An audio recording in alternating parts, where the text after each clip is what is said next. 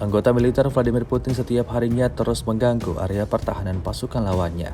Terbukti dalam sebuah rekaman yang ramai beredar di media sosial Telegram pada Senin 29 Januari 2024. Dalam rekaman tersebut memperlihatkan detik-detik saat operator warfare Rusia menjatuhkan granat tepat di kaki pasukan Ukraina.